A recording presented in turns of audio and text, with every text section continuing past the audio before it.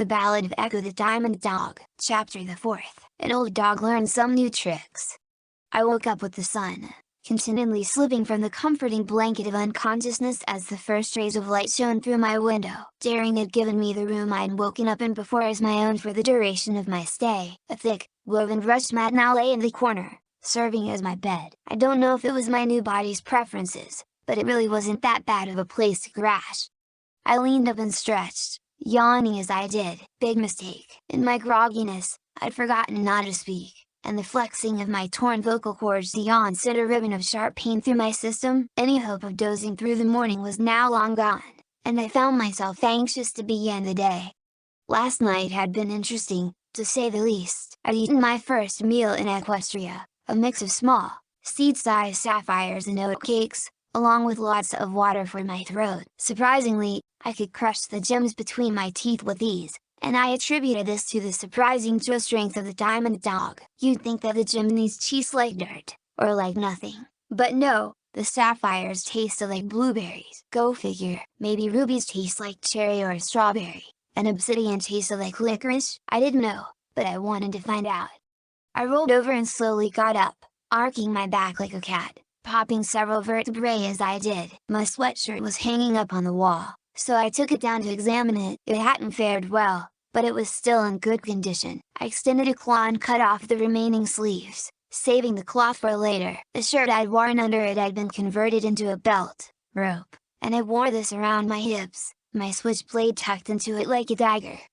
I rolled my shoulders around in my newly modified clothing, intrigued by the feeling of cloth on my fur. Something wasn't right with it. I'd forgotten something. I pulled the hood up over my head. Just as I thought, I needed slits for my ears, so I could still hear when I had the hood up. Another round of custom tailoring provided such a comfort, and I decided to leave the hood up, my tufted ears poking out the top of the green cloth, occasionally swiveling to catch a bird call. I didn't know how to move them on my own yet, and I suspected that was because I'd never had movable ears before. So that meant I had to develop the muscle memory. The hood somewhat limited my peripheral vision, but I didn't care.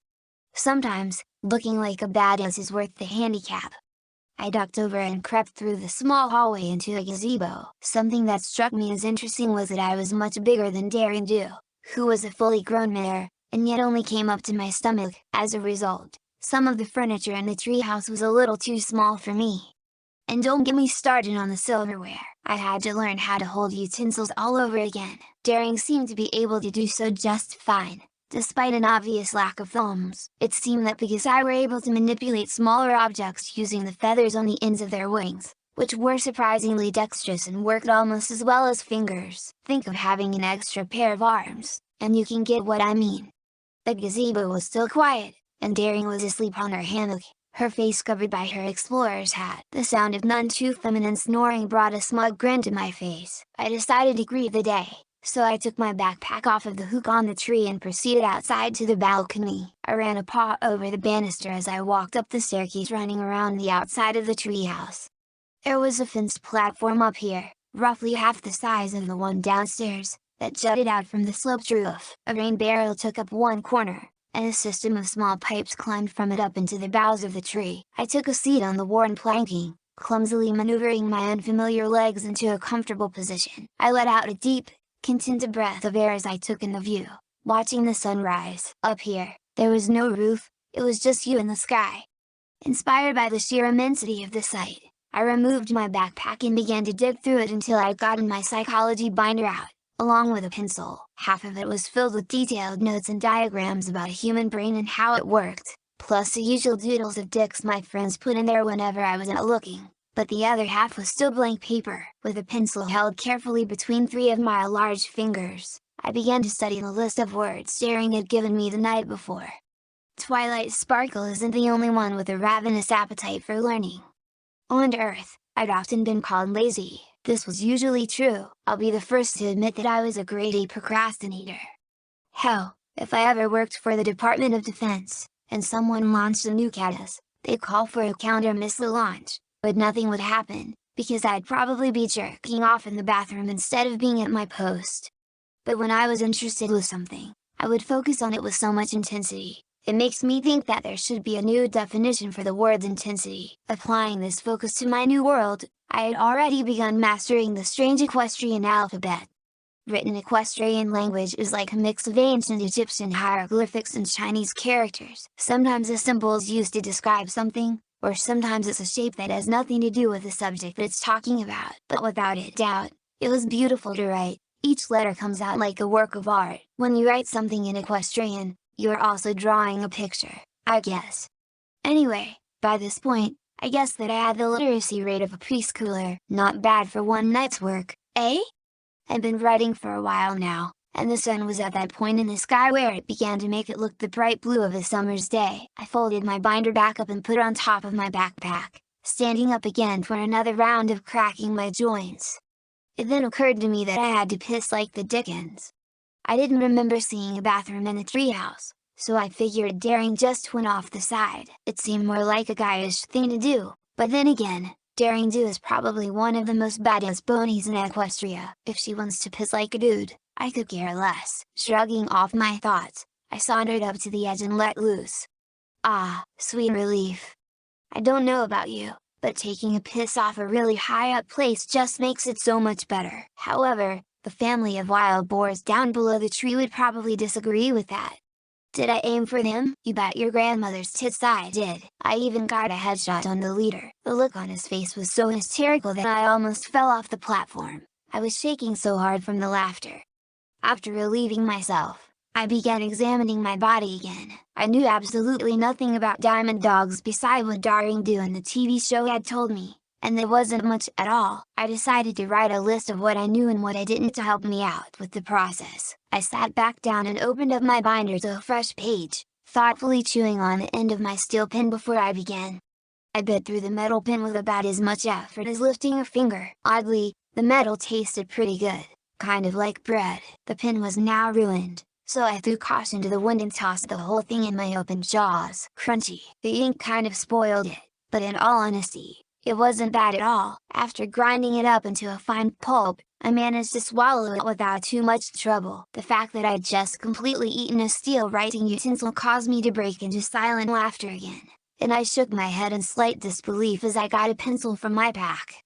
This time scratching my neck with the pencil instead of chewing it, I sat down and wrote my list, combining my knowledge of the show and Daring's comments. Diamond dogs. Diet, gemstones, unknown types of metal, and unknown types of vegetation, possibly a meat-eater as well, given the tooth shape, but definitely omnivorous if that is true.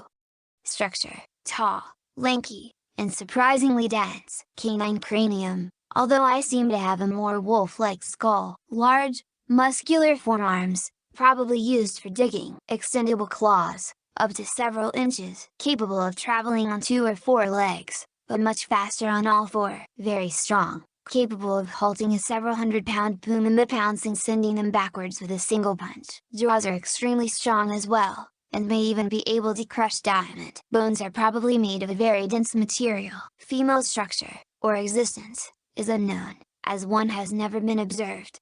Behavior. D-dogs seem to be heavily mistrusted by ponies. Potential racism. They have a fondness for treasures and are willing to enslave others to get it. They seem to live underground in colonies ruled by a small group or a single alpha male.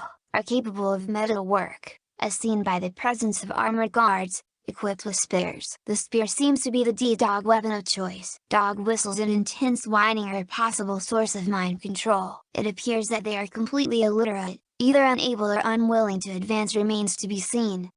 I set the pencil down and reviewed the list. Not much, but it was a start. Now that I'd compiled a decent background, I'd either have to finish learning to read, so I could read a book about them, or meet some diamond dogs in person. That last option probably wasn't going to work out so well. I strongly doubted that they'd be able to understand my silent communication as well as a pony. Morning. Turning around from my position, I saw Daring fly up from under the platform to land next to me. She wasn't wearing her shirt or her hat, and her resemblance to Rainbow Dash was almost frightening. Perhaps they were distantly related. I gave her a welcoming smile as she went over to the tree sticking out of the floor. Wait, why is she leaning forward like that? It almost looks like she's going to buck it. Oh shit, no. I swiftly stuffed my vulnerable binder inside my backpack as the intrepid mare slammed her hind legs into the thick tree. There was a few seconds delay, and then all the morning dew that had collected in the boughs overhead crashed down onto us like a flash flood. I glared daggers at her once the downpour had subsided. She shrugged indifferently, water dripping off her soaked mane. "What, a girl's gotta stay clean, and to be honest, you kind of smelled."